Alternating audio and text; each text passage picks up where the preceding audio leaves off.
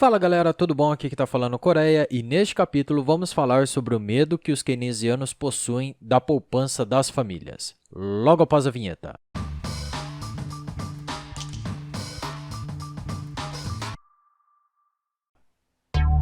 Keynes sempre deixou o consumo à luz dos holofotes. Para ele, a economia deveria sempre estar com o foco no consumo. Se este é o princípio que permeia seu estudo, então os consumidores são as pontas mais importantes dentro de uma economia. Os gastos públicos, investimentos e consumo familiar são os principais players nesta visão de mundo. Sendo assim, podemos gerir a economia mudando alguns parâmetros para que os players possam se adequar para o caminho que o Estado quer que a economia tome. Os gastos públicos podem ser aumentados ou diminuídos com o governo. Os investimentos podem ser controlados através da taxa básica de juros, que no Brasil chamamos de Selic. Mas e o consumo familiar? Para o defensor da manipulação da economia, as famílias consumiam apenas uma fração da renda, guardando parte dela, sendo os mais ricos aqueles que poupavam mais. Isso significa que quanto maior é a poupança das famílias, menor era o multiplicador, quando o governo fazia seus gastos para aquecer a economia, já que o agregado de todo o consumo é o que define a força do multiplicador keynesiano. Lembrando que para os economistas adeptos a essa ideia, o efeito multiplicador está intrinsecamente atrelado a como a economia se move entre os períodos de crescimento e recessão. Portanto, é imprescindível que os gerentes econômicos saibam como está o consumo de um determinado país. Devido a isso, esses economistas encontraram três pressupostos base. O primeiro, as famílias mais ricas poupam mais do que as famílias mais pobres. Segundo,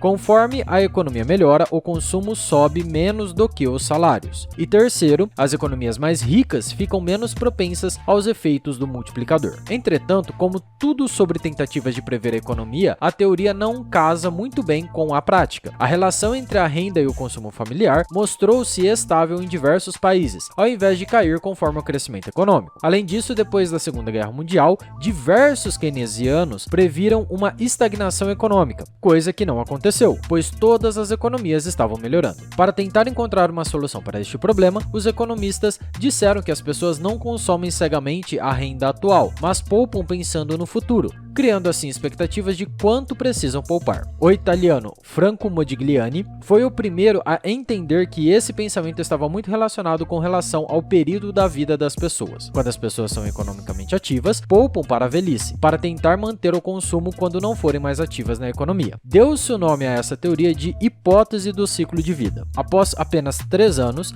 Milton Friedman chegou com uma teoria parecida. De acordo com a sua linha de pensamento, as pessoas poupam para manter a renda constante. Qualquer renda extra é transitória e será poupada para se tornar, no futuro, uma renda permanente. Em contraste com essa ideia, existem teorias que dizem que os consumidores possuem regras mais práticas e não racionais para tomarem decisões relacionadas ao quanto gastar e quanto poupar. No fim, tanto keynesianos quanto chicaguistas fazem aquilo que todo economista ama fazer: tentar prever a ação humana de uma sociedade inteira, sempre esquecendo que seres humanos são únicos e totalmente diferentes uns dos outros.